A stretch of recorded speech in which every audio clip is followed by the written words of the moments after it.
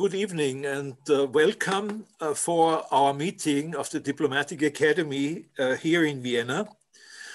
It is the first in our series on big rivers in international politics, and we will start tonight with discussing the issue of the Nile, the grand Ethiopian Renaissance Dam and its impact. Why are we doing this? Why are we discussing these issues? Because it is obvious that in international affairs, geographical factors or so-called geographical factors play a more and more prominent and sometimes even a dangerous role as far as conflict resolution is concerned. Some people called it in their books even the revenge of history and the revenge of geography. And one could say the Nile is quite a good example. We don't have to go as far back as the pharaohs to understand what we are talking about here. Why we are also happy to do this here is because we do this initiative offering the platform here in Vienna, because it was Vienna where the first ever international contract on water management was established during the Congress of Vienna in 1814, 1815. And this was the organization of the Central Commission of the Navigation of the Rhine, so European River. And actually it was again Vienna where the Danube Commission was started already also in the 19th century in 1856.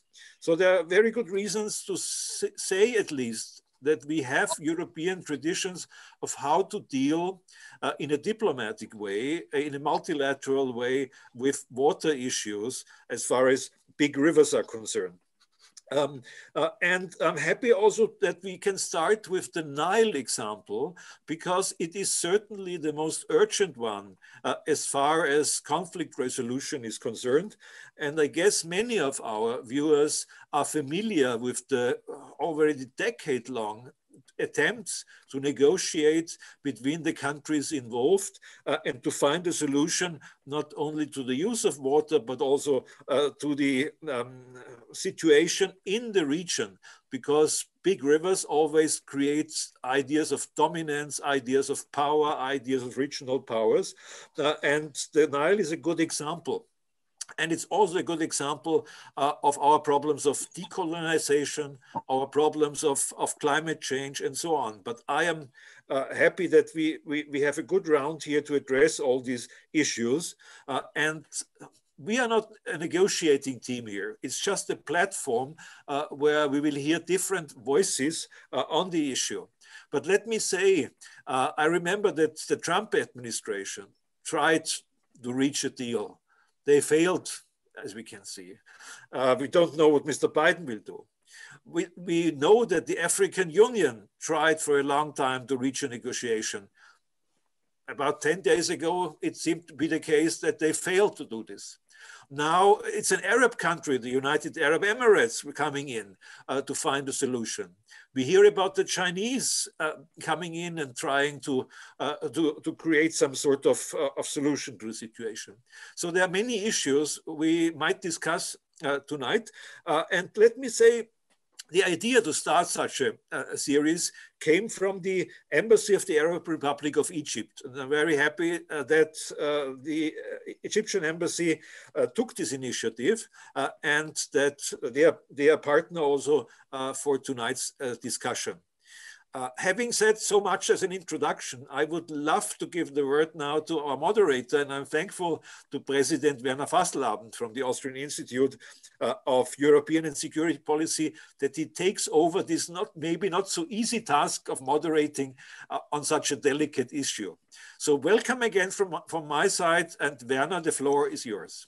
Okay, thank you very much, Ambassador Brix. It's a great pleasure to have the honor to moderate this panel, because this certainly is a big issue. And I want to congratulate you and your team of Diplomatische Akademie also for this idea, this concept, because as you already mentioned, this certainly is not the only big river question on the world.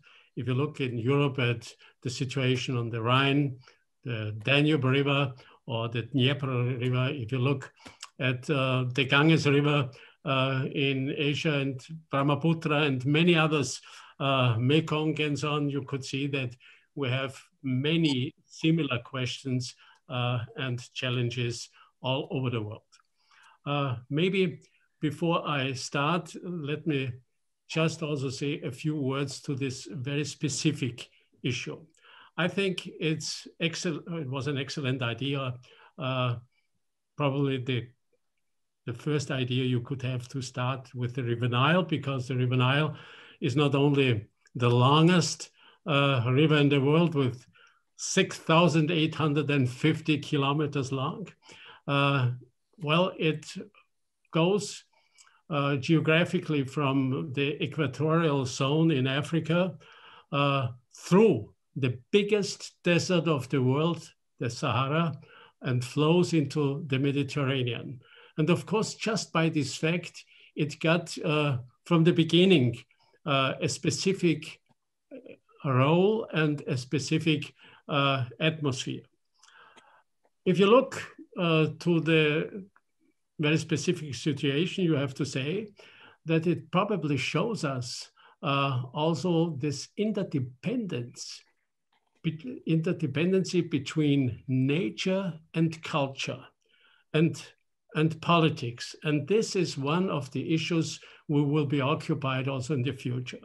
Because if you look back to history, you have to say, it's not only the big river that brings water to the sea, but of course, the specifics, you know, that it had yearly floods that brought water, enough water for the whole valley on the one hand, but also floods that challenged the people, and at the other hand, dry seasons. And the needs that resulted out of it were, how could people control those floods, and how could they control the dry seasons? And out of this situation, they constructed already a few thousand years ago huge irrigation systems.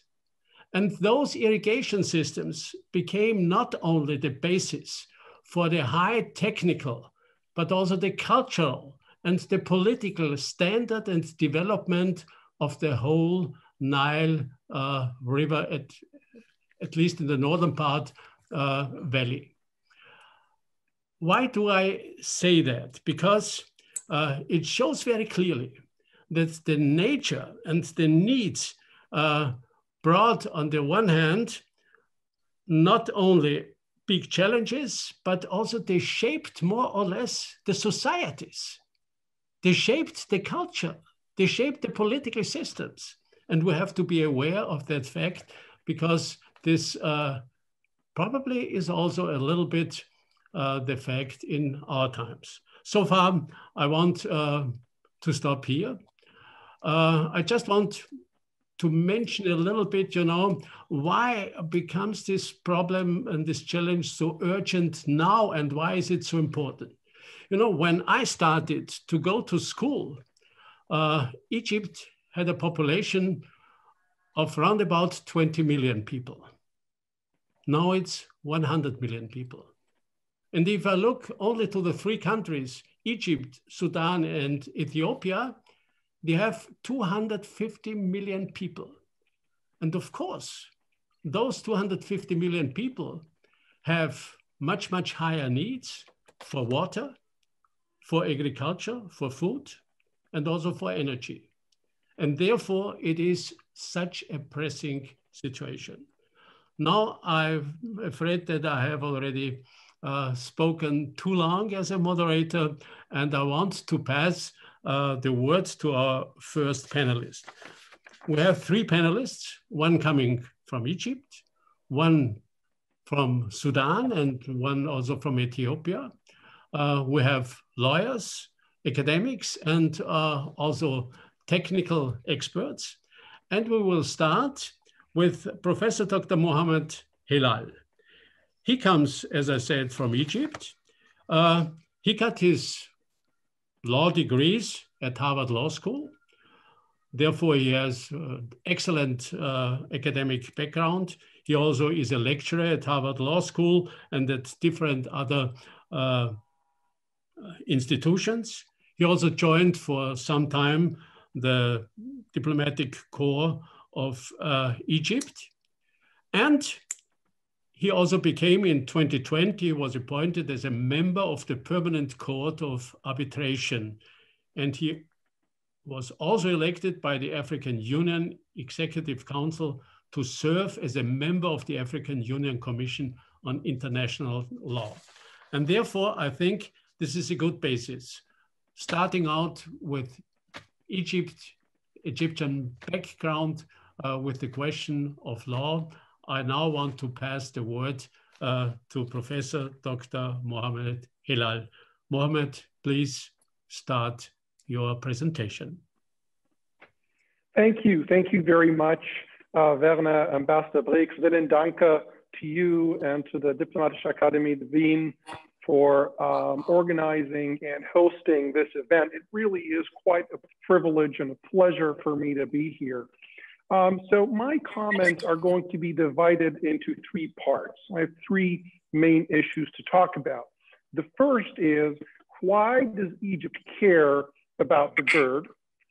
And second, what has Egypt's position been towards the GERD over the past decade since the beginning of the construction of this mega dam?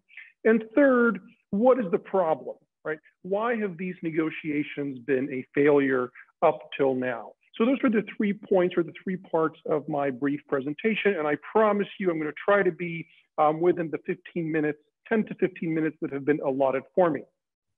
So let's start off with why Egypt cares.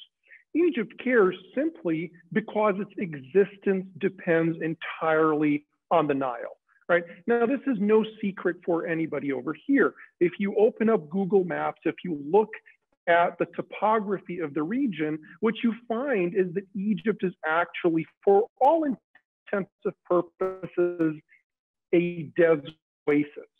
As Werner was describing, for all intents and 104 million Egyptians depend entirely on a single source of water for their existence. In fact, 98% of all of Egypt's water resources come from a single source of water, which is the Nile River. And the vast majority, in fact, 85% of the Nile waters flow to Egypt from the Abyssinian highlands, in other words, Ethiopia. And in fact, not only is Egypt a desert, it is what is called a hyper-arid country. It is, in fact, according to the Food and Agriculture Organization of the United Nations, Egypt is the driest country in the world.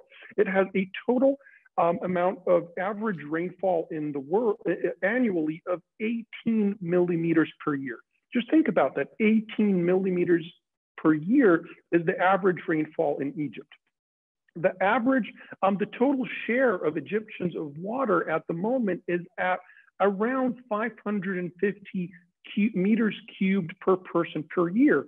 That is about 500 meters cubed below the level of water scarcity. So just think about that for a moment. The level of water scarcity in the world, the threshold for water scarcity is defined as 1,000 meters squared per person per year. At the moment in Egypt, the level is around 550 meters cubed per person per year, which means Egypt is already experiencing severe water scarcity. In fact, Egypt already has a total water deficit of 21 billion cubic meters per year, right? And that deficit is being made up at the moment by very intensive recycling processes. So what happens is that Egypt actually uses and reuses the water that it receives from the Nile to be able to bridge that gap of 21 billion cubic meters. So in short, Egypt's entire life, 100 million people are entirely dependent on the Nile for their entire existence.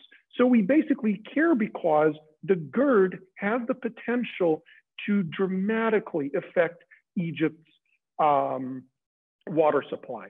the GERD has the ability to cause really incalculable harm on Egypt's water interests. It has the potential, especially during the dry seasons that Werner described, it has the potential to wreak incredible socioeconomic and political effects on Egypt's water security, but it also has multiple effects relating to food security, to health, and so on and so forth. And in fact, compounded with issues of climate change and environmental degradation, the GERD can also have incredible effects on the riparian ecosystem.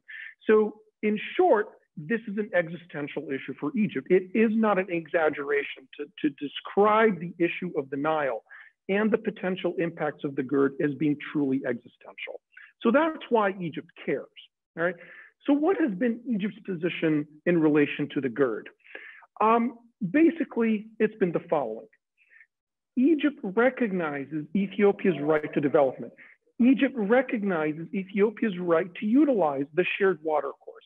Egypt recognizes Ethiopia's right to construct hydropower facilities across the Nile. In fact, there are multiple hydropower facilities in Ethiopia, right? There are tens of dams that have been constructed by Ethiopia across multiple tributaries of the Nile system that have been accepted by Egypt. Egypt has never rejected as a matter of principle that Ethiopia should be able to, as a riparian state, to utilize the resources and waters of the Nile. However, our only requirement has always been that these projects have to be undertaken in accordance with the applicable principles of international law, the most important of which are prior notification and consultation with downstream states, making sure that there is a mechanism to coordinate with downstream riparians to minimize the impact of these projects. So that has been the general principle underlying Egypt's position. Moreover, particularly with the GERD, Egypt has been very clear that there is a legal framework which governs the issue of the GERD, which is a treaty that was signed by Egypt, Sudan, and Ethiopia on March 23rd, 2015.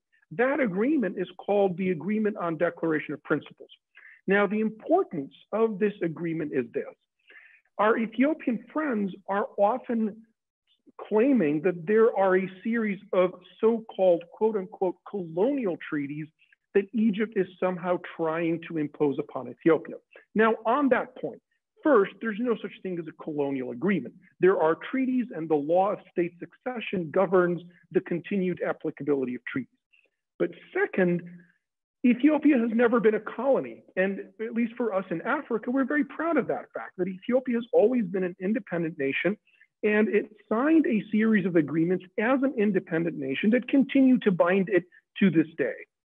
Moreover, because Egypt adopted an approach that was pragmatic and practical, we understood that Ethiopia has always had reservations towards a bilateral treaty that was signed between Egypt and Sudan in 1959. And because we understand that that is Ethiopia's position, we signed the 2015 treaty to be able to put aside all these contentious legal issues. As you all know, we do not have a comprehensive agreement on the Nile, and there continues to be serious differences and disagreements between the riparian states on the appropriate legal regime for the Nile. And so to put aside these conflictual legal issues, we signed an agreement in 2015 to be able to provide a legal framework for these negotiations. All right, so that's the second point. The third point is Egypt's approach has been based on trying to find an agreement that is predicated on two principles: burden sharing and benefit sharing. All right, so what do I mean by benefit sharing? I mean by benefit sharing is this: we need to reach an agreement that enables Ethiopia to generate hydropower expeditiously and sustainably from the GERD. Egypt recognizes that position, and every single technical position, every single proposal that has been presented by Egypt has been based on this idea. Fill the dam quickly, expeditiously, start the generation of hydropower, make sure that it is sustainable and environmentally friendly. And in fact, we have been prepared to use the considerable amount of water that is currently available in the High Aswan Dam to enable Ethiopia to fill the GERD expeditiously and to minimize its downstream impact. But as you know, any agreement is based on a quid pro quo. In return for these benefits, we also expect that our colleagues and friends in Ethiopia will accept the principle of burden sharing. And here is where the point that Werner pointed to is incredibly important. There are going to be dry seasons in the hydrological system of the Nile. The history of the system indicates that occasionally we're going to have periods of droughts or prolonged droughts that could have an incredible effect, a very harmful effect on downstream states. The only thing that Egypt is looking for is an insurance policy. It's an insurance policy that provides adequate protections for Egypt, that the GERD is not going to harm Egyptian interests during these exceptional periods of droughts and prolonged droughts. And in fact, we can get to this in the Q&A. Every single technical proposal that Egypt has presented guaranteed that Ethiopia would be able to operate the GERD at its optimal level, that it would be able to generate hydropower at 100% capacity in 98% of hydrological conditions. And there's only a tiny little exceptional situation where we have an extended drought, similar to the very harsh drought that happened in the mid-1980s, only in that exceptional situation where Egypt and Sudan would require Ethiopia to release extra amounts of water to be able to allow Egypt and Sudan to adapt to these very harsh hydrological conditions. And even in these incredibly harsh conditions, Ethiopia would be guaranteed hydropower production at an efficiency of about 80%. And we can get into these technical details further in the Q&A. So that has been basically Egypt's position. It's a quid pro quo, benefit sharing in return for burden sharing. It's an agreement that is practical and pragmatic in the sense we put aside the conflictual issues. We put aside the debate about the colonial agreements. We put aside the debate about the 1959 agreement between Egypt and Sudan. We put aside the disagreements over the cooperative framework agreement, the CFA and the Nile, and let's have an agreement that is technical, that is based on international law, that is equitable, and that ensures that Ethiopia is going to have a return on its investment while minimizing the downstream effects of this dam. Right? So these are the basic characteristics of Egypt's position. So where is the problem, right? Why have we not been able to reach an agreement? And that's the third and final part of my remarks. I would argue that the reason we have not had an agreement until now is one simple word, and that is unilateralism. All right. If you look at the track record for the past decade, since the beginning of these negotiations, Ethiopia's position and posture has been one of continuous, unrelenting unilateralism. The GERD, which is going to be the largest hydropower facility in Africa, with a storage capacity of 74 billion cubic meters, which is equal to 150% of the average annual flow of the Blue Nile, this massive structure was constructed without prior notification, without prior consultation with Egypt. Basically, we found out from the news. We found out just from the media. That's how we found out that this project was being constructed. And this approach of unilateralism has been consistent for the past 10 years. All right, we do not have an environmental impact assessment for the GERD. We have no studies on its transboundary effects. We have no studies on its socio and economic effects on the downstream states. We have no studies on its impact on the hydrological system of the Nile and the riparian ecosystem. The reason is, after years of negotiations between the three countries, Ethiopia essentially torpedoed the process of trying to put together joint studies on the effects of this dam, right? And then after multiple years, after 3 or 4 years of negotiations on the rules for the filling and operation of the GERD, we still have no agreement. And in fact, as Ambassador Briggs noted, the United States tried, and I believe succeeded, in drafting a fair and balanced and equitable agreement on the GERD. But again, our colleagues in Ethiopia walked away. They rejected this agreement, which was drafted with considerable technical input from the World Bank, right? This was not an agreement that was imposed on the three countries. It was an agreement that reflected the negotiations, that was based on technical agreements and technical understandings between the technical teams of the three countries, and yet our colleagues and friends in Ethiopia rejected it. And the reason it goes back to this, that Ethiopia, at least from my perspective, is not prepared, is not willing to engage in a legally binding agreement that would establish a balanced and equitable regime for the management of this mega dam. It is not prepared to provide Egypt with the kind of basic insurance policy that would mitigate the effects of this major project on Egypt. And again, the reason that Egypt needs this kind of insurance policy is the following. And I'm going to conclude here with just some basic facts. I hope you can see the screen. This screen basically outlines the potential impacts of the GERD. Every 1 billion cubic meters of water lost for Egypt translates into these socioeconomic effects, right? 290,000 people lose their income. 130,000 hectares of land are going to be lost. In terms of dollar figures, every 1 billion cubic meters means $150 million increase in food imports, $430 million in agricultural production lost. So just think about that for a moment. That is 1 billion cubic meters. This is the potential impact of the GERD. So I'm going to show you another slide here.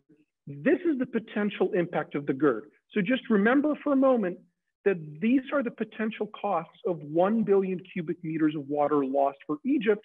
This is the potential impact of the GERD. If the GERD is filled and operated unilaterally, if it is filled and operated without an insurance policy for Egypt, the total water deficit could reach 123 billion cubic meters. Just try to think of the impact here. Think of the quantum leap of socioeconomic and political impacts for Egypt. The loss in terms of agricultural production, in terms of arable and crop land, and just the human cost, the human impact of this dam really would be disastrous for a society of 100 million people. So to conclude, again, I think my basic message is this. If this dam, if these negotiations are exclusively about hydropower production and development for Ethiopia, while protecting Egypt and the downstream states and minimizing the impact of the GERD, we can reach an agreement. There's no question about it. From a technical perspective, there's a clear win-win solution. But if there is a lack of political will, if there is a desire to use the GERD as an instrument of hydro hegemony, we're not going to reach it. We're not going to be able to reach an agreement. And ultimately, the socio-economic, political, environmental, and ecosystem effects of this dam are going to be considerable. Let me leave you with one fact. When Ethiopia began the filling of the GERD unilaterally in July of 2020, Ethiopia impounded 5 billion cubic meters of water. The impact on Sudan was immediate, was literally within days. Multiple drinking water facilities in Khartoum, which is hundreds of miles downstream of the GERD, multiple drinking water facilities went offline. Multiple hydropower facilities in Sudan were immediately affected. That's the impact, and that is the potential effect. I really do sincerely hope we can reach an agreement. I think the ingredients are there. What we need is the political will. Vielen Dank. Yeah, thank you very much for your presentation. If I would like, to get a message out of it, I think your words of benefit sharing and burden sharing certainly is a central point. I just want to mention, because you talked about GERD for our participants who are not specialists on this issue, GERD means the Grand Ethiopian Renaissance Dam, the dam which now is being filled and which has become more or less the point of big discussion. Okay, so I would like now to go to our second presentator, and this will be somebody coming from Sudan, a lady that made her Master of Science in King's College. She also studied in Khartoum in Sudan, and she got a doctorate of hydrology at the University of Oslo. She worked for quite some years also for the World Food Organization and is now working in Norway as a senior hydrologist in Statkraft Energy Ltd. This is the biggest, Europe's biggest generator of renewable energy. And therefore, we would like to ask her not only about Sudan's position in this discussion, but of course also we would like to bring in her expertise and hydrological question. You know, for me, it always was an experience when I had the opportunity to meet the point of confluence between the White and the Blue Nile. Most people are not aware that the biggest parts, biggest amount of the White Nile water is going to be a swamp in South Sudan.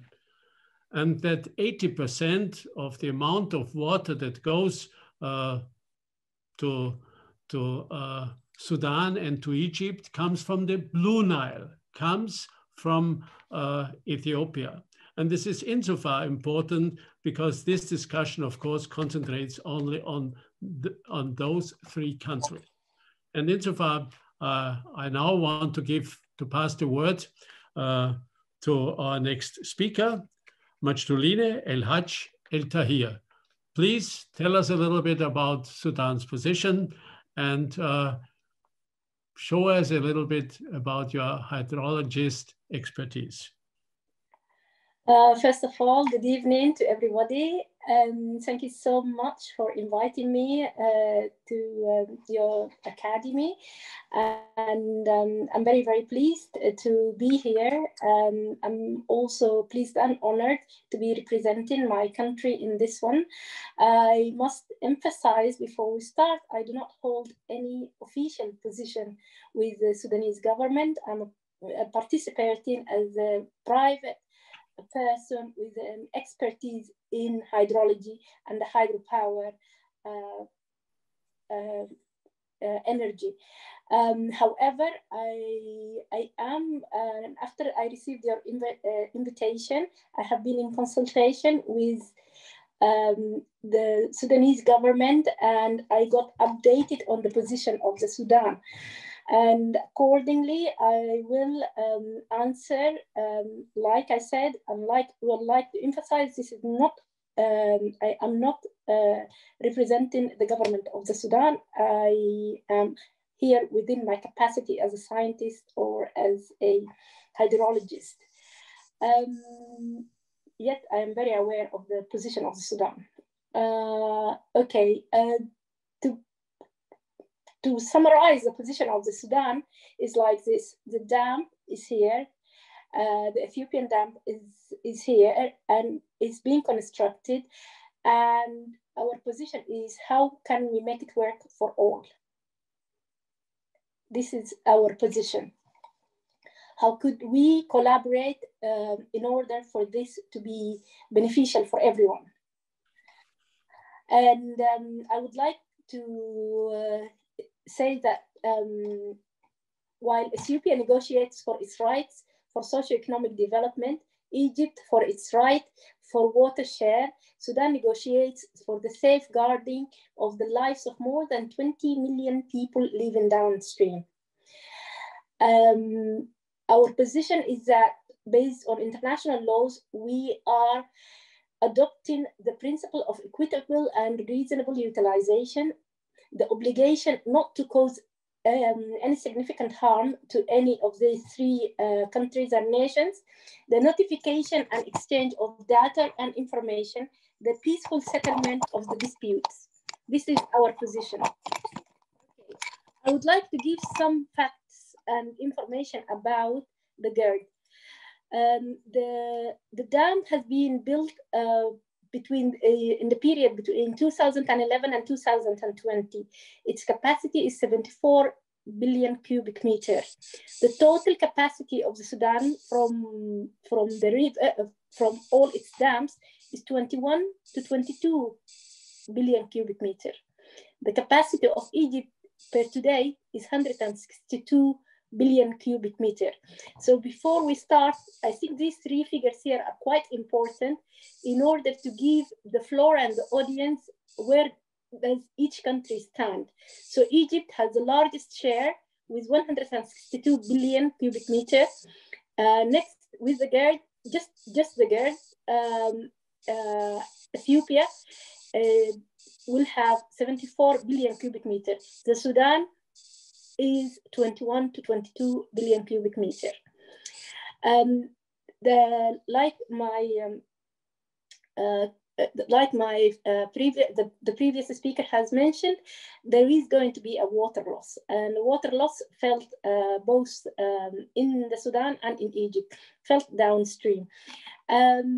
And there was an immediate risk to the Sudan when Ethiopia unilaterally started filling the dam last July.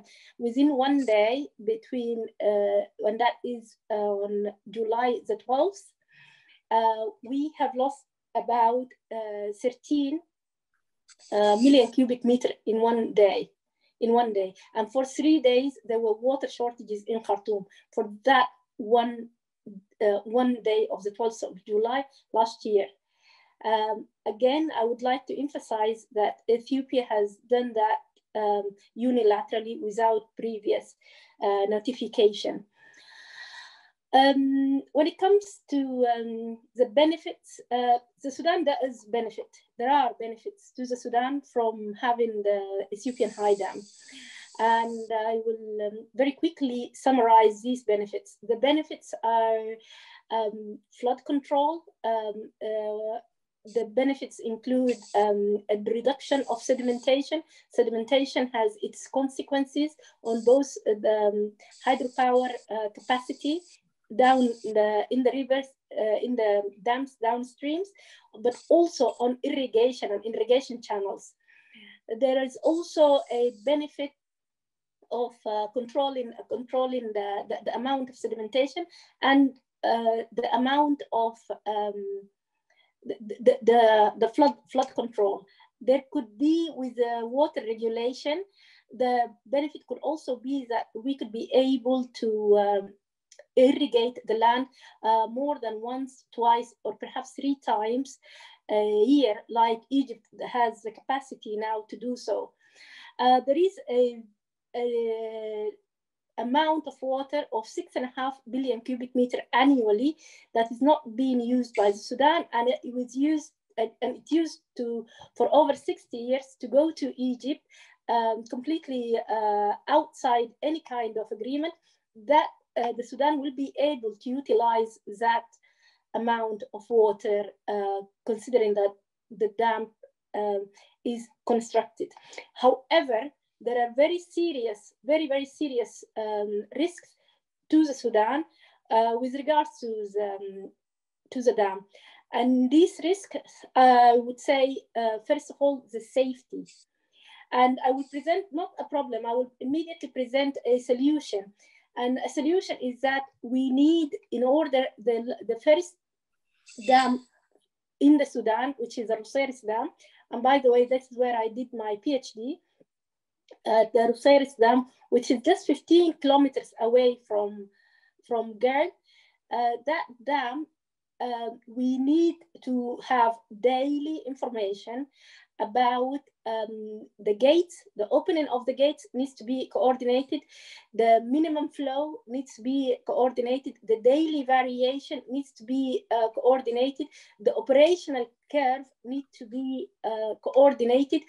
The idea that you can run two hydropower plants which are so close in distance, so totally reliant on each other, without total collaboration is unthinkable.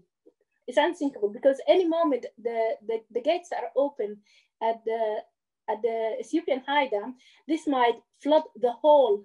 This might flood the whole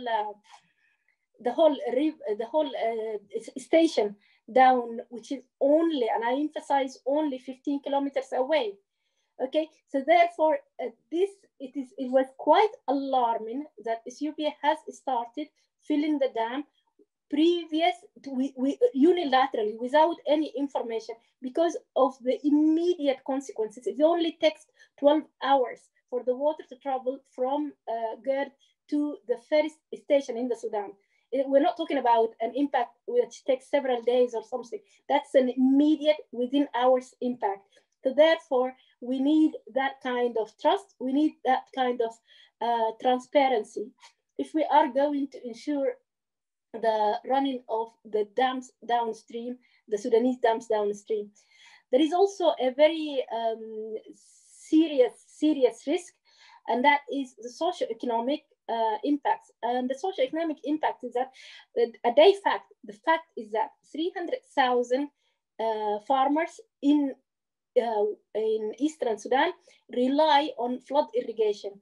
With the control of the water via the Ethiopian dam, that means 50% of these poor farmers' income will be gone. This will create resentments, hard feelings, and will present Sudan with problems. So therefore, any position that Ethiopia is taking of not being collaborative or transparent with the Sudanese government in this situation is not beneficial to anyone and can lead to consequences. Consequences unlike in Egypt, which are not very far, which are far away from Ethiopia. No, we are talking about border tribes, which are going to have these hard feelings because they are going to lose 50% of their produce, of their annual produce. These issues are real and should not be overlooked. If someone is seriously thinking for the safety, security of the region. The environmental impacts, of course, are tremendous in terms of river morphology and fishery and so on. I'm not saying this in order to put problems in the way. No, I'm saying this that we can together sit down with transparency, with political will. We can reach an agreement. It has been done before. I'm not saying it has been done like in Scandinavian countries where I work every day with total collaboration between Norway and Sweden along border catchments, etc. But I'm also talking and drawing examples and parallels from Africa itself. I'm talking about rivers in Senegal, dams in Senegal and in Uganda, where it benefits more than just one country. So reaching an agreement is possible, and we need less. I feel that the debate is often characterized by a lot of emotions and a lot of I miss often more political rather than scientific focus and developmental focus. It is very important. I do believe that you cannot have one strong country within a region which is surrounded by underdeveloped countries. For us to develop, We need to help each other. We need to develop together. And this is not just some kind of sentimental talk. This is a fact, because you need strong neighbors in order for you to be strong yourself. So a development of the region, it's in the benefit of everyone. So therefore, we need to look a little bit more than just this narrow nationalistic outlook. And then I would like to also emphasize the position of the Sudan, is that Sudan of the three countries has been quite moderate in its position. We do see that Egypt stands on the one end being very much against and inflexible in its position to a great extent. And Ethiopia, on the other hand, has shown a great deal of flexibility at the start, which we are missing now that the construction has been completed. We see more and more an Ethiopia which is more aggressive and less willing to negotiate, and more into being forcing its will on the Sudan. We don't like that. We have been very flexible with both parties. We do understand the Egyptian position, but we have also been very supportive to the dam and to the Ethiopian position. And we have noticed, and we don't like the recent Ethiopian position.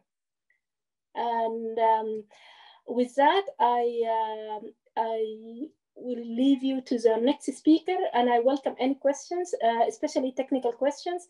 Like I said, I don't have the whole history of the negotiations. Unlike Dr. Helal, I was not part of the negotiations. However, I know quite a good deal and can answer to the best of my knowledge. And thank you. Okay, thank you very much for your contribution. And I do not want to sum it up because everybody could follow it. Was a very clear statement. On the one hand, I think it was remarkable the way you pointed out the importance of an information system, which would mean that basis of, let me say, a technological basis could help a lot in order to overcome the problems.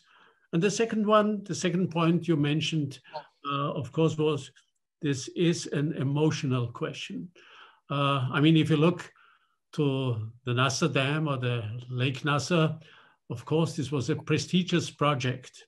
Just as you know, also the Merowe Dam in Sudan, a prestigious project, and also the Grand Renaissance, the Ethiopian Renaissance Dam, of course, is a prestigious project, and therefore every party, every state will stay behind it and try also to get positive consequences out of this factor, more or less making it to a big national question.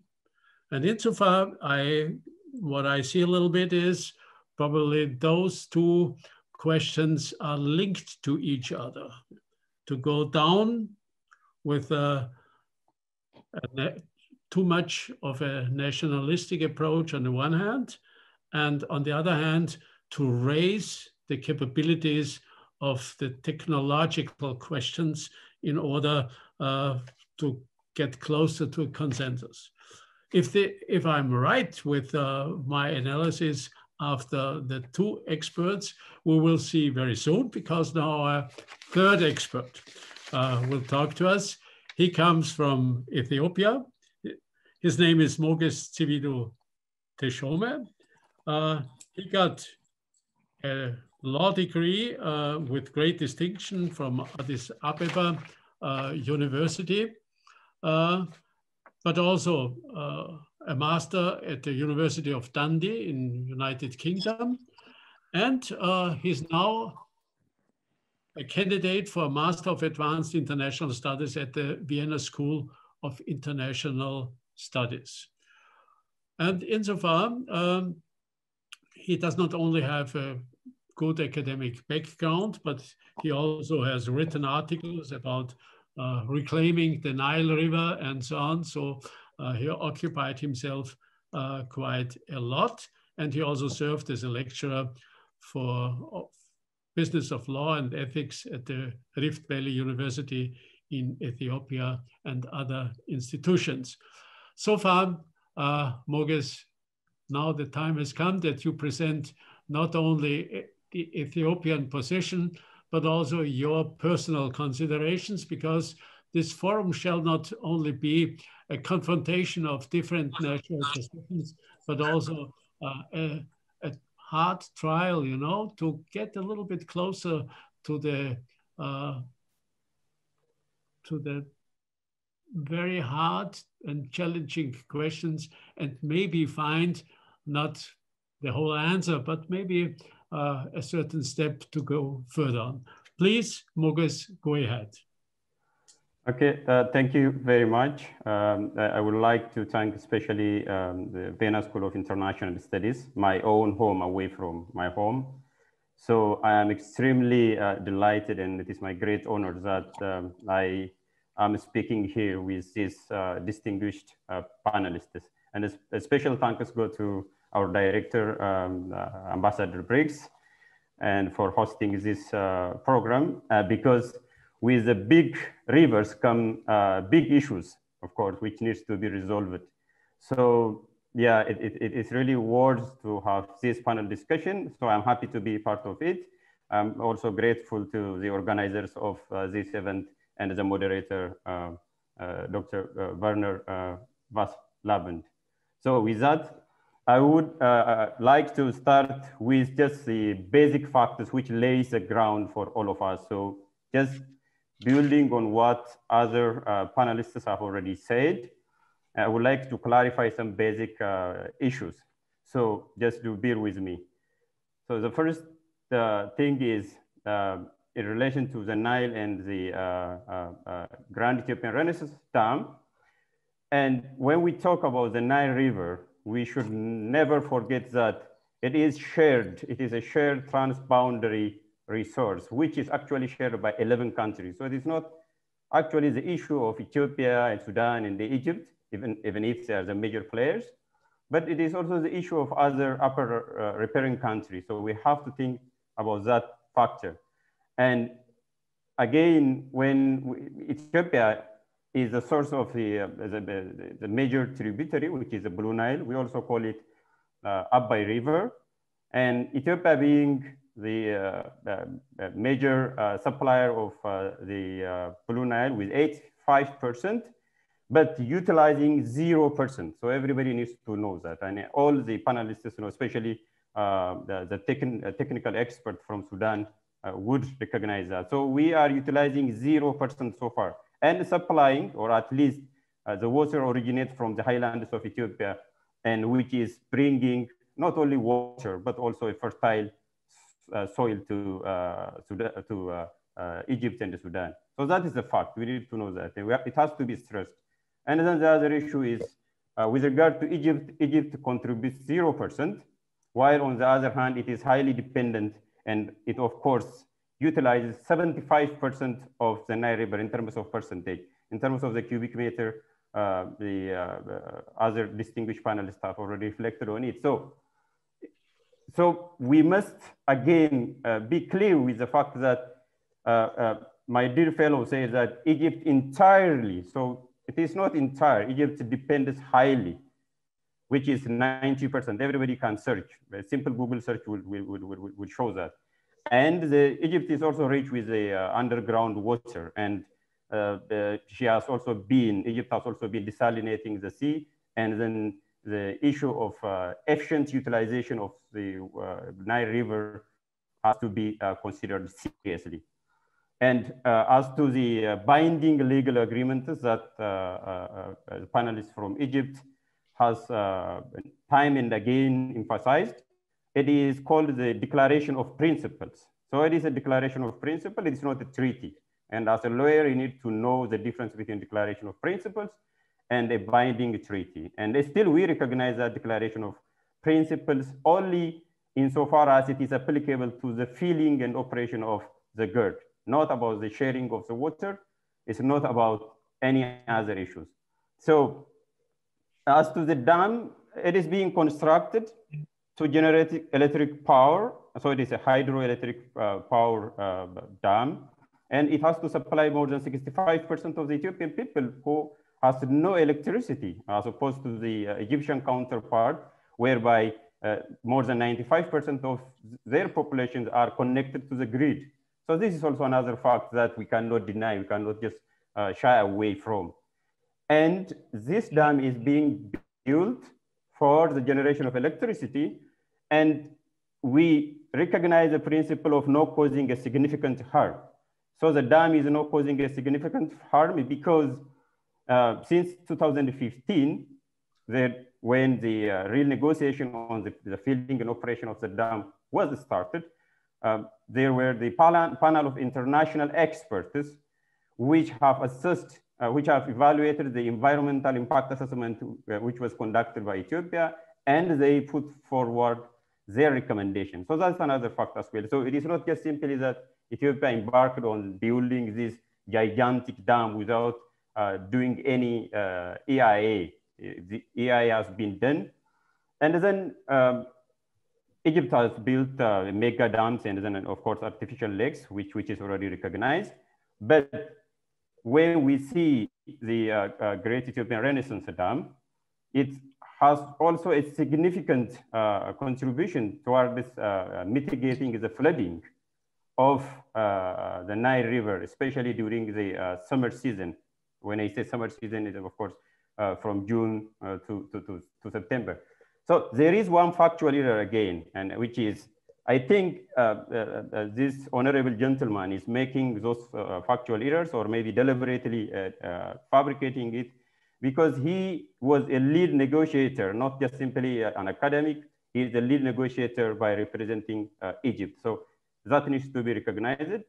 So this jingoism, as a panelist from Sudan said, should be put aside when we are talking about the technical issues and the binding legal treaties, and especially the principles and doctrines of international law, because he is a distinguished expert in international law, so he would have stick to that without fabricating facts, because the facts can be proven otherwise by a simple search. And actually, right in August, everybody can just watch either BBC or France 24, in which by the time, just a week after Ethiopia started feeling the GERD, the flood has reached the record level in Sudan. I think panelists from Sudan can help with that. So in August,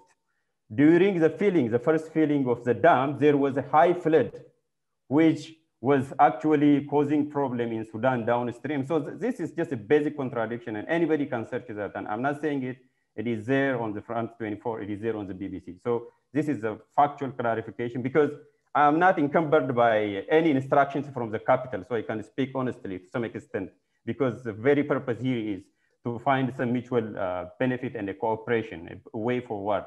So with that, I will like to reflect on the official position of the Ethiopian government in relation to the ongoing negotiation with the filling and operation of the Great Ethiopian Renaissance Dam as it appears now under the leadership of the African Union. And then I will also reflect on the Ethiopian position briefly as to the legal and other issues generally on the Nile, because we need to know those issues. So I will briefly conclude. So the issue is now, what is happening with the Nile River and what is the Ethiopian position? So the Ethiopian position is that the only solution to address the outstanding issues, including the use and sharing of the water, is through crafting a basin-wide comprehensive treaty, which we lack now. We don't have any. And of course, by enhancing existing institutions, which we already put in place, such as the Nile Basin Initiative, which actually has facilitated the signing of the Cooperative Framework Agreement in 2011, which Egypt has refused to sign. So we have to enhance that institution for further cooperation and transparency. Then Ethiopia also categorically rejects those treaties, the so-called colonial treaties, just because of two reasons. For one thing, it is illegitimate. The process was illegitimate. Ethiopia has never been party to that treaty, and my friend knows that as a law expert that there is a principle of privity of contract or privity of treaty. Treaty is only binding on the parties. So Ethiopia has never been a party to any treaty, while even Sudan and Egypt was apportioning the entire Nile River in the absence and in total exclusion of all other riparian states. And we stick to the clean slate doctrine. That means after decolonization, the issue of Nile River is not part of the boundary. It is not about the boundary, it is about the river. So the river has to be regulated according to international law principles and comprehensive treaty.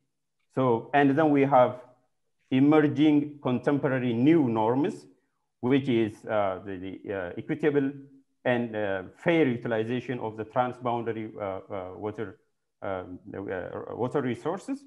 And to that end, we have always been advocating for a win-win negotiated outcome, including the ongoing discussion in relation to GERD. So that has to be recognized. And when it comes to the Ethiopian foreign policy, so the underlying principle and what Ethiopia strongly advocates for and is guided by is multilateralism in international affairs. And Ethiopia has done well 100 years ago, starting with the League of Nations all the way to the UN and African Union. So multilateralism is the corpus of the Ethiopian foreign policy. And Ethiopia has never been stressing and actually resorting to unilateral utilization of the Nile River. So what happened since 2015, actually it was not for 10 years or for a decade, it was only for 5 years since 2015 that we have been negotiating on the rules and the principles of filling this dam. So what this means is that Ethiopia is guided by the philosophy of African solution to the African problems. The problem is an African, we are located in Africa, and we have the system in Africa, which is including the African Union, and we fully support and trust. Actually, we have strong trust in the legitimacy and the ability of the African Union in bringing the parties together, including the filling and operation of the Great Ethiopian Renaissance Dam in the future. So the position is now, he was saying, a friend who is representing Egypt here, saying that we need an insurance policy. Only God knows what that insurance policy means. I mean, nobody can have an insurance policy against an act of God. Nobody would ever have an insurance against drought, which is beyond, of course, which is beyond the management and the mitigation of such a drought. If it is within the capacity of each country, which is a common obligation, of course. He already mentioned that we need a shared responsibility.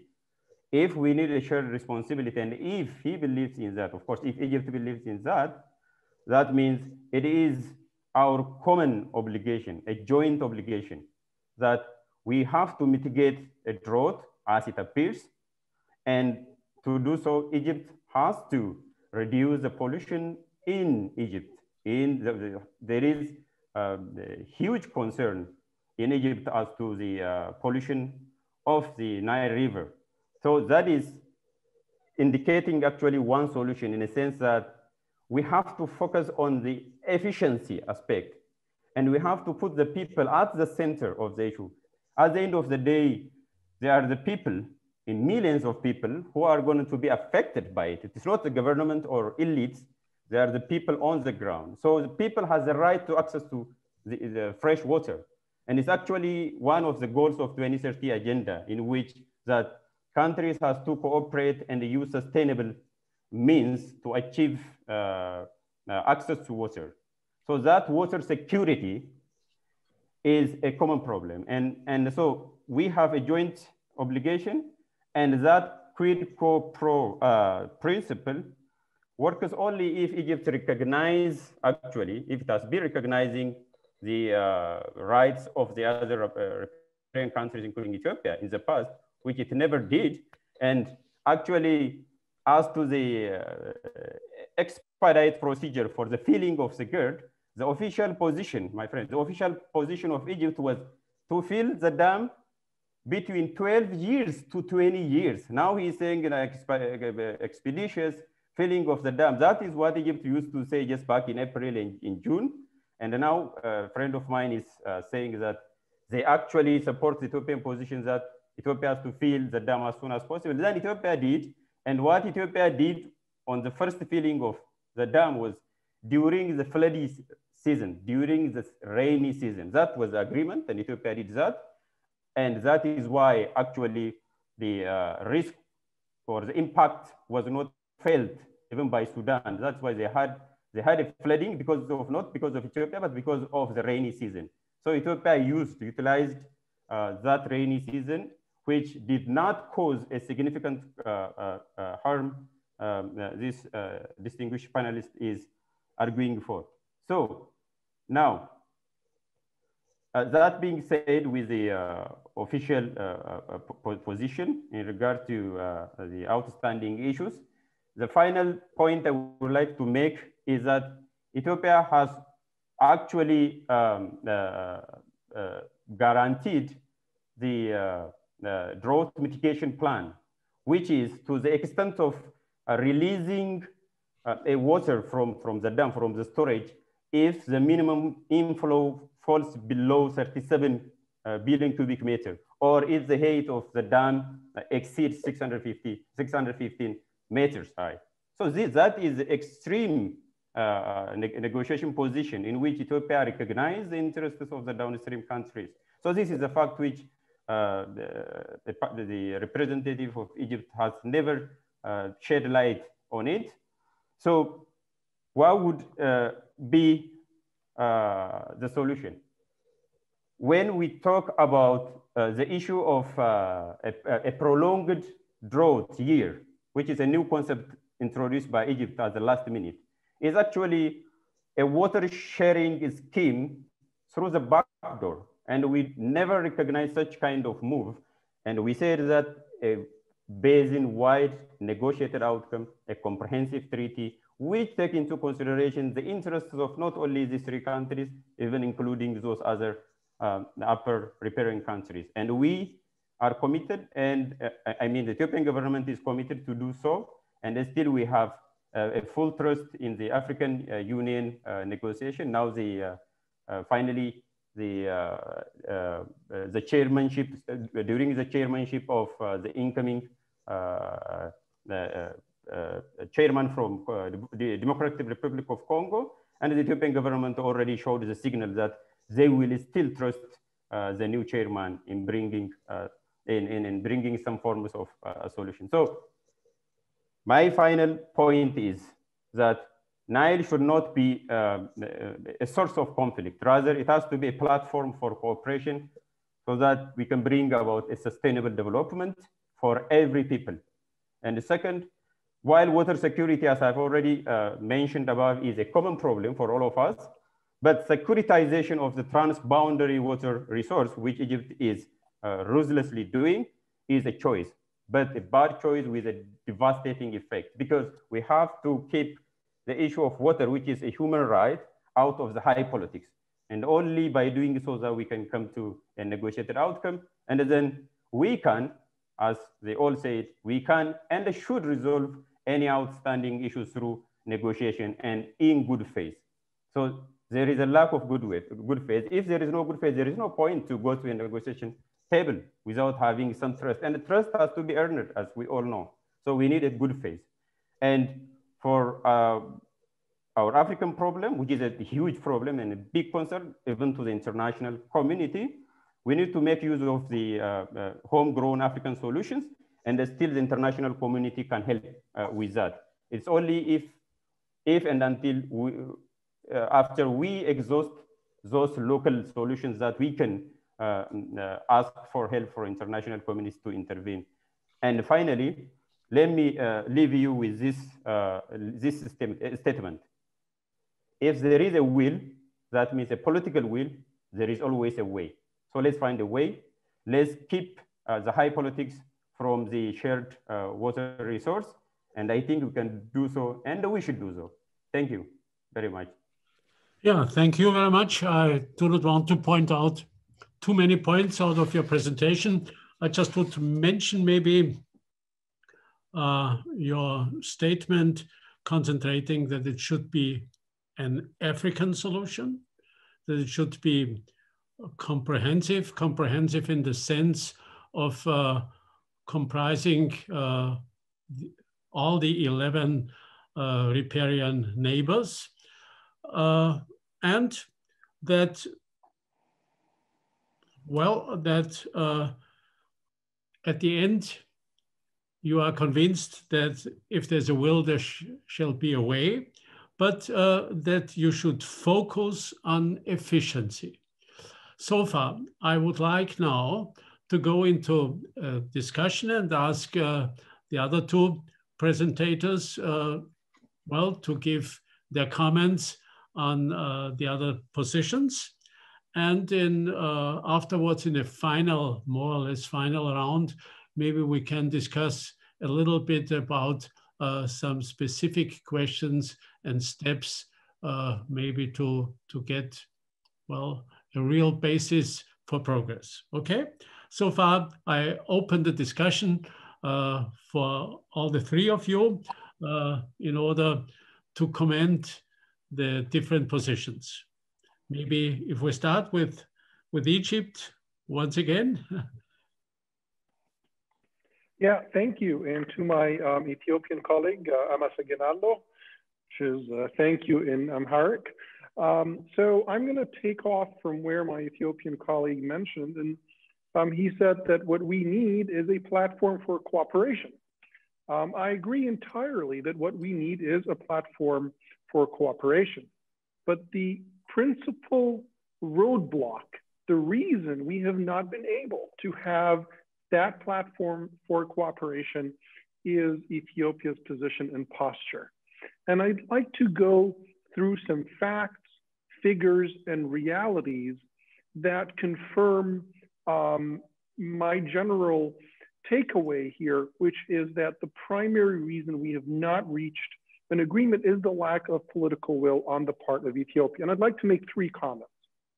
My first is hydrological, my second is legal, and the third is technical. So on the hydrological point, let's be very clear. The Nile Basin in Ethiopia receives 936 billion cubic meters of water annually in rainfall. Just think about that in a moment. The amount of rainfall that Ethiopia receives annually is an average of 936 billion. For Egypt, the rainfall is pretty much zero. It is 18 millimeters on average per year. That's the first fact. The second fact, Ethiopia's per capita share of water is 7,500 meters cubed per person per year. That's a fact. 7,500 meters cubed per person per year. 7,500. For Egypt, it's just over 550. The next fact, Ethiopia consumes just for livestock, right? So this is just for livestock. It consumes 84 billion cubic meters of water annually for maintaining its livestock reserves. So those are, you know, the cows, the bulls, just the animals that are consuming the water in the Nile drainage basin. So my friend and colleague from Ethiopia, when he claims that Egypt consumes 75% of the Nile water while Ethiopia consumes 0, I think that's a misrepresentation of the hydrological facts. There is a drainage basin, and the amount of water resources in the drainage basin need to be presented accurately. The amount of water resources in Ethiopia is abundant. And the fact is that Egypt is 97 to 98% dependent on the single source of water, which is the Nile. While Ethiopia has 11 river basins, multiple freshwater lakes. And so to present the matter as though Egypt is consuming all of the Nile waters while Ethiopia has not consumed the Nile waters, I think is a misrepresentation of the hydrological facts. So that's my first comment on the hydrological facts and what the availability of water resources in the Nile basin look like. My second set of comments relate to the legal realities of the Nile basin. Again, my friend and colleague from Ethiopia mentioned a basin-wide agreement. I agree entirely. I really do sincerely wish that we have a basin-wide agreement that regulates the use of the Nile waters, that is based on the principle of the equality of rights of Nile riparians, that is based on the community of interest, and as my colleague from Ethiopia mentioned, that provides a platform for cooperation. I entirely agree, but the agreement that we currently have, which is the Cooperative Framework Agreement, is a failure. This is an agreement that was the subject of negotiations for over a decade, for 12 years, and it has been open for signature and ratification for 12 years. And yet it has not entered into force. The Democratic Republic of the Congo, South Sudan, Burundi, Sudan, and Egypt, a majority of the Nile Basin states have rejected this agreement. I totally understand the position of my colleague from Ethiopia for calling on Egypt to sign this agreement. But the fact of the matter is the Cooperative Framework Agreement has failed. It has failed. It has not garnered the support of the majority of the Nile Basin states. And you've got, and this is very important, it has not gained the acceptance of upstream and downstream states. The Democratic Republic of the Congo is an upstream state. Burundi is an upstream state. Sudan and South Sudan are they're called transit states or downstream states, depending on how you want to present it. But the fact of the matter is the CFA has failed.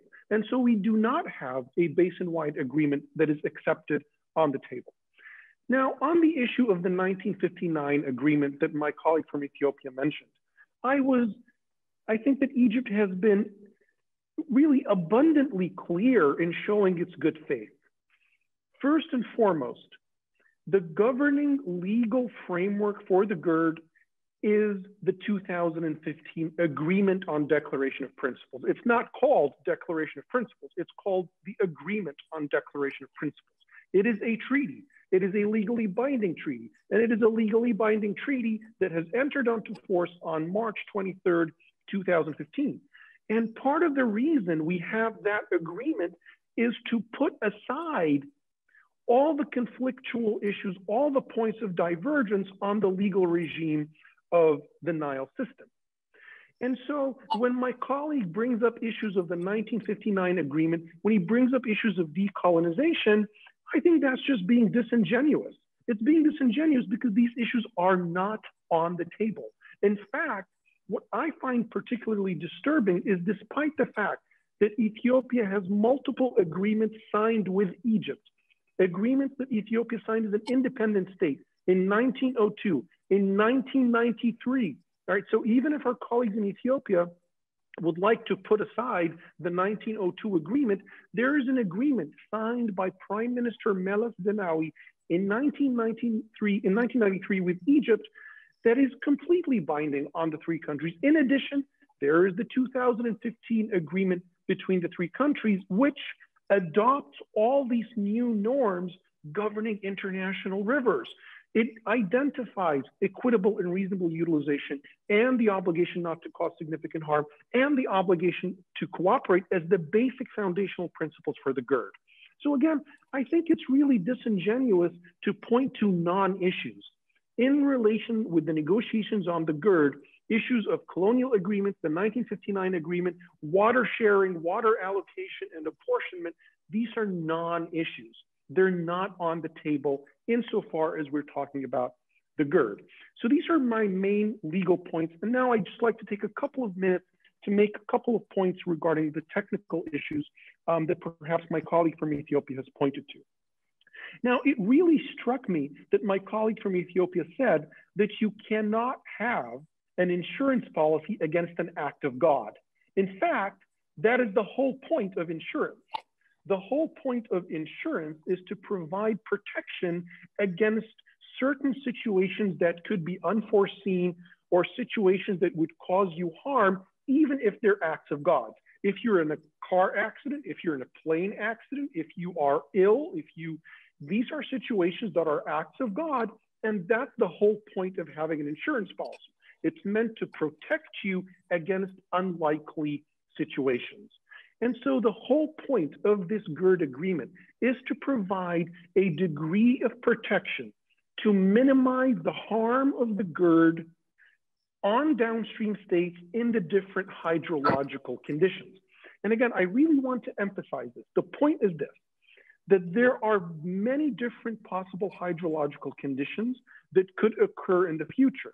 The idea is to provide a degree of protection to downstream states against the harm that could be inflicted upon them by the GERD in these different hydrological conditions, right? And so my colleague from Ethiopia mentioned two facts, or what he suggested are facts. And as I'll show you in a moment, they're really not facts. First, he argued that Egypt proposed the filling of the GERD in 12 to 20 years. Nothing could be further from the truth, and I'm going to show you the text of the agreement that was reached in Washington, D.C. What you're seeing on your screen now is the authentic text of the agreement that was reached in Washington, D.C. All right, and I'm pointing out here that it is the authentic text that actually carries the initial of Egypt's Minister of Water Resources and Irrigation. So this is the authentic text of the agreement that was reached in Washington and that was submitted by Egypt to the UN Security Council. All right, I'm going to scroll down here very quickly and show you the filling rules. All right, so let's look at this for a moment. It says, insofar as the filling, it says that the filling of the GERD will be carried out in stages in accordance with the rules in Annex A, Section 1, and it is going to be carried out during the wet season from July to August. All right, so again, the filling will be carried out in stages according to the rules in Annex A. All right, so let's look at Annex A, because my friend here from Ethiopia says that Egypt has proposed 12 to 20 years. This is just not true, because this is what the filling schedule looks like. All right, it's a filling schedule that is based on 4 stages. 4 stages that could very easily, if there is an amount of water in the system, that could be undertaken in 4 years. And so it is simply implausible to argue that Egypt has proposed filling the GERD in 12 to 20 years. This is the agreement, and I'm telling you, this is the authentic text that is signed by the Egyptian Minister of Water Irrigation, of Water Resources and Irrigation. And so this is the proposal. This is the document that was reached in Washington, which Ethiopia rejected. Now, again, my colleague from Ethiopia argued that there's no such thing as a prolonged drought, right? So I've been in these negotiations for long enough to know there is a concept called prolonged drought. Egypt did not invent the concept of a prolonged drought. A prolonged drought is a situation where you have multiple years with below average flows within a river system. So my colleague from Ethiopia says that Ethiopia has only accepted the number of 37 as a definition of what basically is the definition of drought. So I'm going to share with you here what that means practically. As you can see here, I hope you can see this graph here, which shows you the different definitions of drought. All right. So my colleague is correct. My colleague is correct that Ethiopia only accepts 37 as the definition of drought. So let me just give me a second to explain what that means. The average flow of the Blue Nile is 49 billion cubic meters. 49 billion cubic meters. A flow of 37 billion cubic meters means that we have a drought which is worth 12 billion cubic meters, right? That is 12 billion cubic meters below the average, all right? So a flow of 37 is 12 billion cubic meters below the average. Now, let's look at the facts. These are the numbers. According to the history of the Nile, the possibility that you have a flow of 37 for 4 years is no more than 2%, right? What the number 98 here is a signal to is called the quantile. In other words, it is in the 98th percentile. So you have a 2% chance of a 4-year moving average of 37. Egypt's proposal has been that in addition to a 1-year drought of 37, there have to be certain rules to provide an insurance policy to protect Egypt against a moving average of about 40 or 41, which has a 7%, right? It's in the 93rd percentile, which means 4 years of an average flow of 40 or 41 has a 7% chance of happening. That is the insurance policy that Ethiopia rejects. In 93%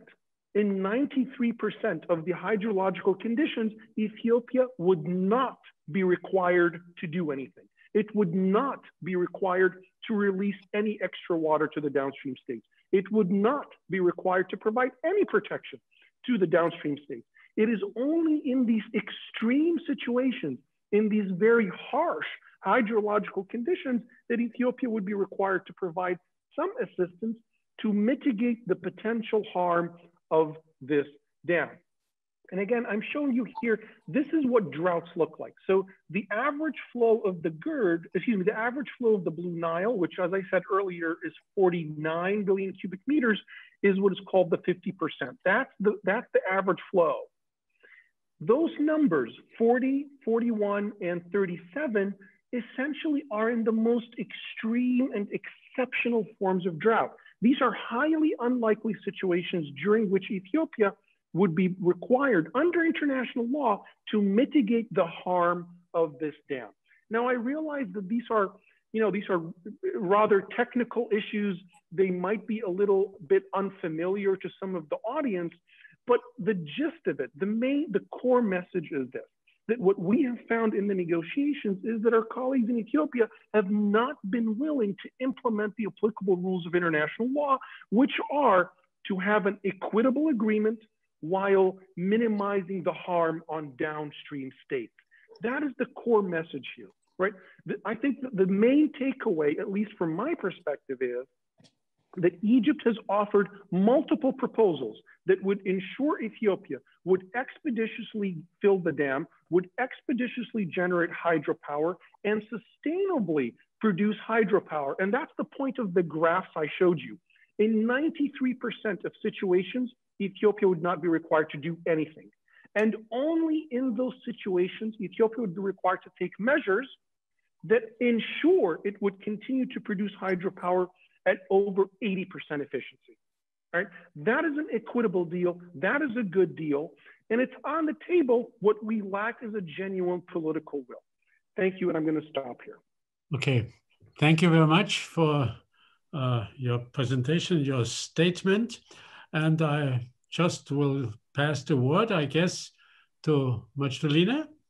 I just would like to say that what I have witnessed now is a mini replica of the position of the Sudan in the last 10, 12 years of negotiations about this one. And that is basically a very testing position between Egypt, who is aggressively arguing for for basically not moving any forward in these negotiations, and a position of Ethiopia which is not willing to give very much here. So you can see very clearly between my fellow panelists from Ethiopia and Egypt a symptom of the problem why the negotiations fail all the time. Because basically what is happening, I mean, I don't want to bore the audience with numbers and figures and so on, but I have arguments for both sides. For my Ethiopian fellow panelist, I would like to say he was talking about the importance of good faith. What good faith are you leaving to any other country when you have unilaterally started filling the dam without any warning last July? I'm not talking about 12 years ago. I'm talking about just a few months ago. So this in itself does not build for any kind of good faith. This is one argument I want to say to the Ethiopian part. I want to say to the Egyptian part is that repeatedly when the Egyptian parties start talking about the loss of 12 billion cubic meter per year, they systematically fail to mention that 6.5 billion cubic, half of that amount actually is owed to the Sudan. That amount has been for 62 years. Egypt has been taking 6.5 billion cubic meter of Sudan's water unaccounted for. It's outside the system. It's outside any kind of agreement. It is completely free of charge. That is part of this 12 million. So therefore, this argument of 12 million has been argued against again and again and again. And I can understand why Egypt is very quiet about that. I mean, if someone if I'm taking something from someone for 62 years, and I will continue being quiet about it. I understand why they are quiet about it, but it doesn't say it doesn't mean that it is right. It doesn't mean that it's right. From that 12 billion cubic meter, subtract 6.5 billion cubic meter in order to have a correct and honest numbers we are talking about. Of that 6.5, of that 5.5 billion cubic meter, it is shared. The loss is shared between us and you. It is not that you are losing 12 billion cubic meter every year. Please, for the 100th times, do mention that 6.5 billion of that, that's over half, that is over 50% of that, actually belong to the Sudan, which Egypt has been taking for 62 years. 62 years. So let us move from this, let us move away from the past, and let us look into what we want to do next. Where do we come from here? We have reached, through this many years, 10 years, 11 years, we have reached some good points. What is needed here for us are two things. Number one, that what the agreements that we have reached so far, that be the 2015 agreement, the 2018, we need to have a legal framework to bind all this agreement, to make it legally binding to all parties, something that Ethiopia is increasingly reluctant to abide to. We cannot just rely on promises. We need a legal framework to bind all parties, not just Ethiopia, but all of us. And here I must say that our position is very much closer to the Egyptian parts. Technically, we are closer to Ethiopian parts, but legally we are much closer to the Egyptian part. So therefore, let us all together sit down and not restart again, okay, bringing in issues that has already been discussed and people moved on the negotiations from. Let us start with where we are now, and that is to have a legally binding, legally binding agreement for all three parties. This is number one. I would like very much to see the Egyptian part not going back to issues which has been discussed and talked about already, and that is this 12 billion cubic meter and so on, because this has been discussed and reached an agreement upon. What I would like the Ethiopian part to start thinking about is that not to bring in new issues, and this attitude, like which I mentioned before, and the attitude which is basically forcing, now that the dam has been built, everything is we are going to act unilaterally. No, you can't act unilaterally. And specifically, you can't act unilaterally and not involve the Sudan and expect that this project is going to go without any problem for your own people. Let me give you a small example. Why I emphasize on putting aside this kind of narrow-minded nationalistic view and think more regionally. I give you an example. In 2007 and 2006 and 2007, I was in the region just at the border at the Sudanese dam called Aruseris, which, like I mentioned earlier, is only 15 kilometers away. I was Sudanese, sitting with other fellow Sudanese from that region. I did not speak their language. Why? Because these are border tribes. I was a foreigner. I needed a translator because these tribes speak each other and the tribe and cousins and relatives across the border. And they speak the same language. These Ethiopians, quote unquote, Sudanese, they speak the language. I don't speak it. I don't speak their language. And this is the reality. When last month there was a conflict in Ethiopia, within 1 week, there were 50 to 60,000 Ethiopian refugees from the Tigray region in the Sudan.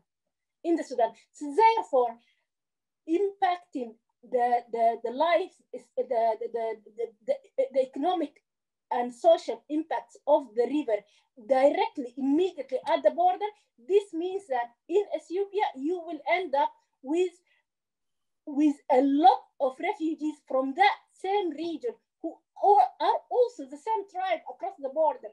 You are creating problems for the same kind of people, for the same ethnicity, for the same tribe. Therefore, you do need to talk. You do need to inform us. July is coming in 6 months. Is Ethiopia going to again start filling the dam without any consultation with Sudan?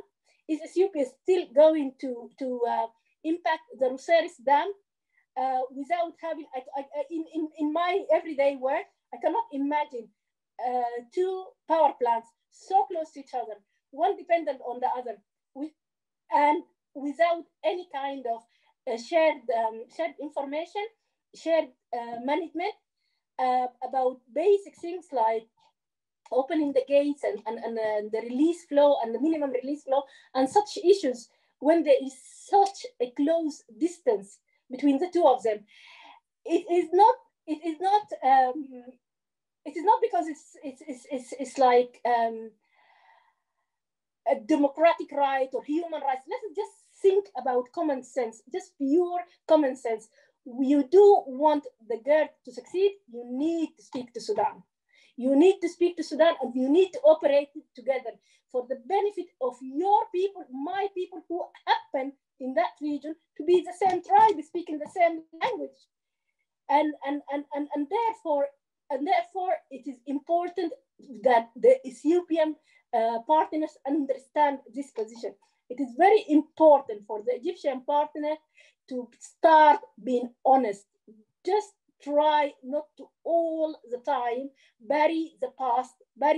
Yes, it has been 62 years of taking 6.5 billion cubic meter annually of Sudanese water. We don't want to go into the past. I'm really not interested in the past. I'm interested in the future of this region, because I can never think about the future of the Sudan in isolation from the the development in the region, because that is very short-sighted. That is what we have been doing for so many decades, which did not get us anywhere. When Egypt built the Aswan High Dam, it has tremendous negative consequences on northern Sudan, which Egypt itself bear the consequences for, because when you have flooded that part of northern Sudan, when that history has been lost, it's not just been lost to the Sudan, it's lost to Egypt as well, because northern Sudan is part of the Egyptian history, because at that time, at those civilizations, there were no borders then. So therefore, I want us to move away from narrow, shallow, selfish, nationalistic, political border policies, in order to have the open-mindedness, the common sense of trying to bring everyone up by just being more flexible, more common sensual. Yeah, thank you very much for not only your words and your proposals, but also for the wisdom. This is, you brought already the change of the discussion into our final phase of discussion, you know, that we should maybe not occupy too much with the past, but look more into the future. So I would like now to go to Moges. I guess he wanted to answer, to give a few answers. And then I would say we go, because there's only a quarter of an hour, then we will have finished 2 hours. And this is for me, you know, a red line. 2 hours of discussion is probably already too much for most of our audience. And insofar, we should try at the end to go into these perspectives. What could be a way that bring us a little bit closer to a solution? So, Moges, you are the next. Yeah, I promise you that I will take only a couple of minutes. I will not go into the details of technical and even legal issues, because I don't want to keep our audiences to be bored. So just a couple of minutes. The first thing is, so I agree with my Sudanese colleagues that we need to look into the future, and we have to come to terms with the reality. So that is just a simple statement, which I agree with her, and we have to show good faith and more cooperation. So that is what I accept. What I just want to reiterate on the other issues that Dr. Mohamed has made, I will just like to make 3 statements. The first one is in relation to politics. He used the term hegemony or water hegemony repetitively. So actually he's using that, that rhetoric because that is what Egypt knows, and we don't know hydro hegemony so far. And so there is no hydro hegemony. We are just using the water, and not even just only for the production of electricity.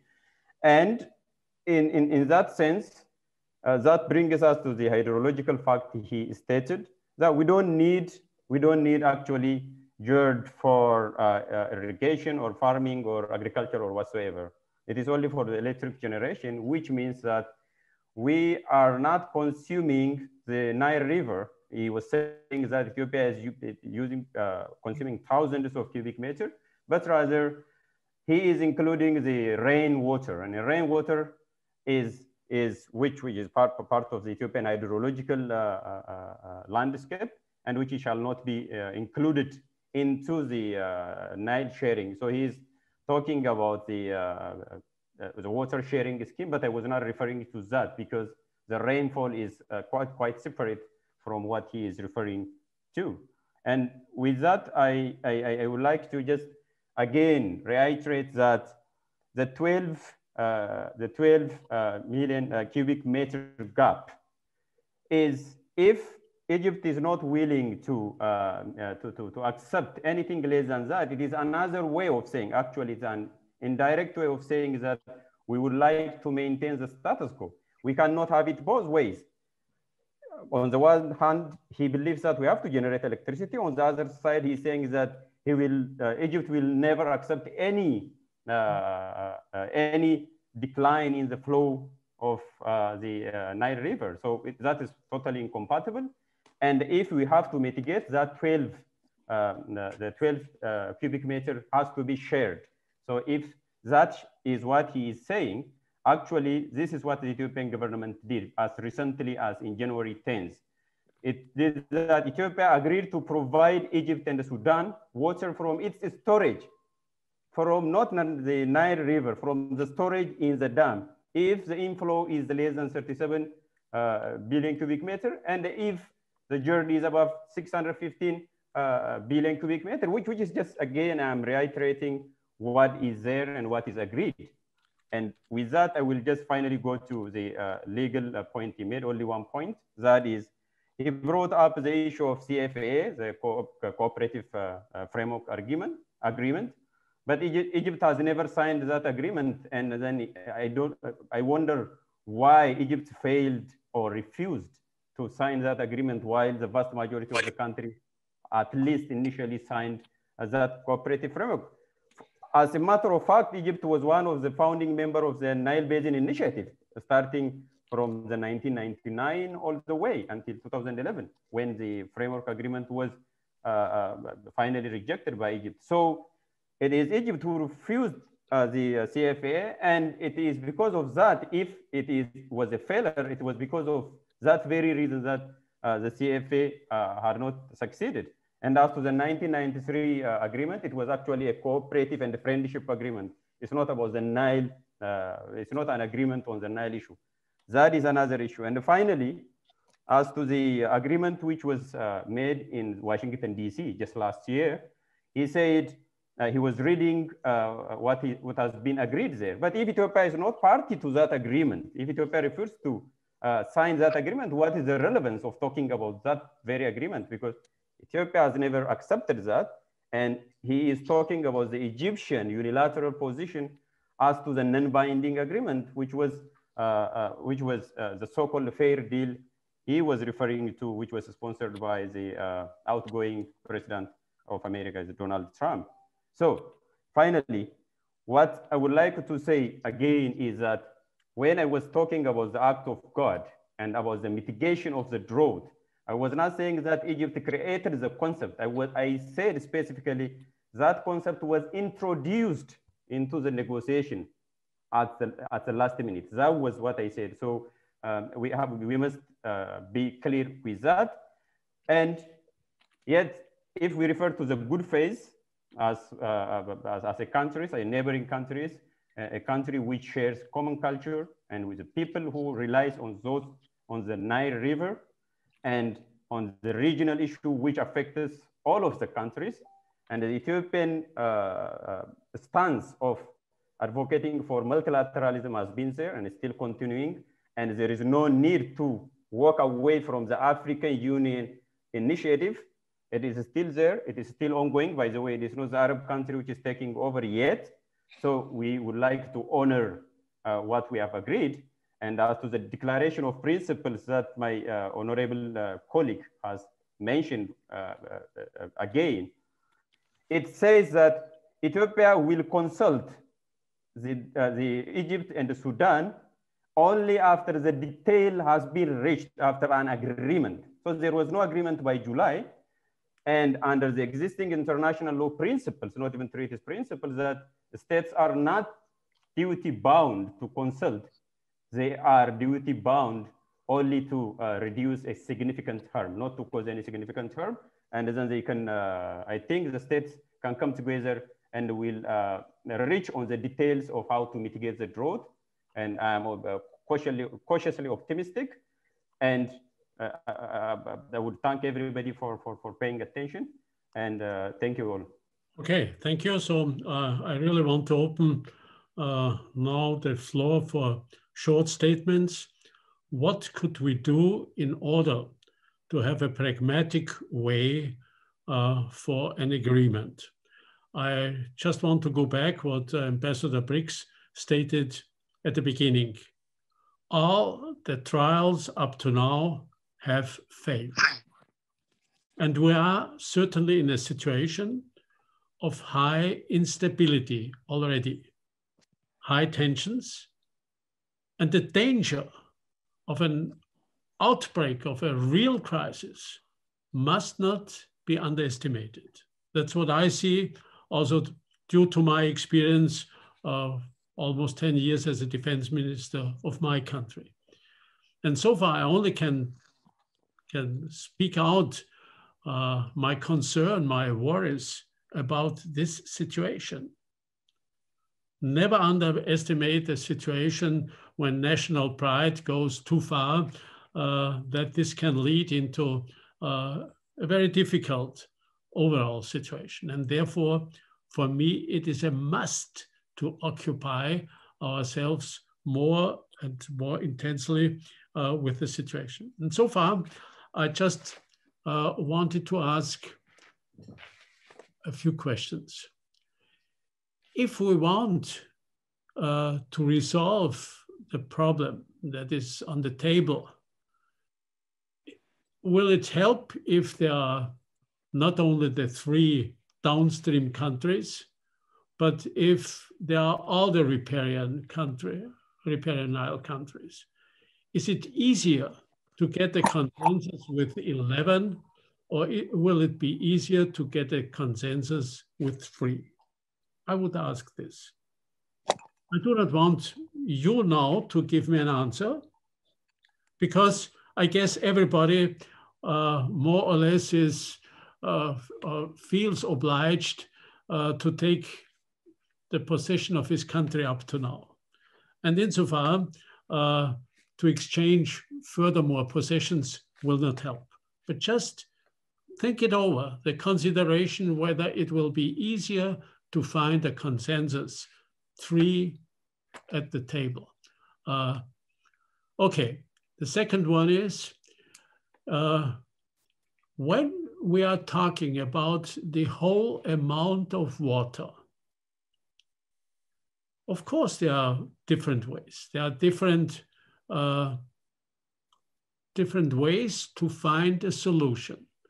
The one certainly is, well, not only to look at the average year, but to look at the difficult situations, because you usually need an agreement not for the daily business, but more or less for difficult situations. And of course, you can think also at this from 2 sides, you know.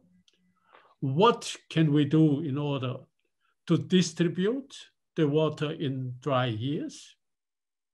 And the other one is also to think over what can we do in order to focus on efficiency. Maybe there also can be contributions from this side that make it easier to go a little bit closer to the different positions. The third one I would say is, of course, you have to think regionally. That was reclaimed from our Sudanese expert. And if you look to the region, you know, every country is in such a position that it cannot afford a military crisis, not even an economic war against each other. What you need is something that brings you together, that brings you the benefits of a market of 250 million people. Not so difficult to produce something like that. And maybe another consideration, I mean, if it is so difficult and if national pride is behind the positions, of course, they are ground positions, they are partly historic positions and so on. Wouldn't it really help to bring in also experience and knowledge from outside? I mean, as Ambassador Briggs said at the beginning, you know, we have, I don't know, so many countries alongside the Rhine River. What are the modalities, you know? How can they bring it to a good end? And there are so many differences in interests, of course, between those countries. So far, I would say, just consider whether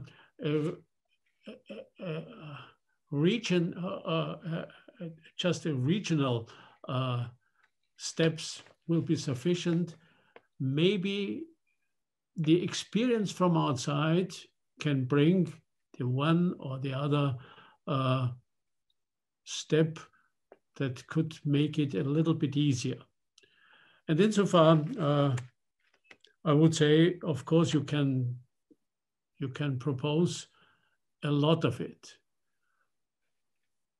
But if you want to go into such a process, it certainly will be necessary to find a solution, to develop the necessary will for all the sides, all the three sides.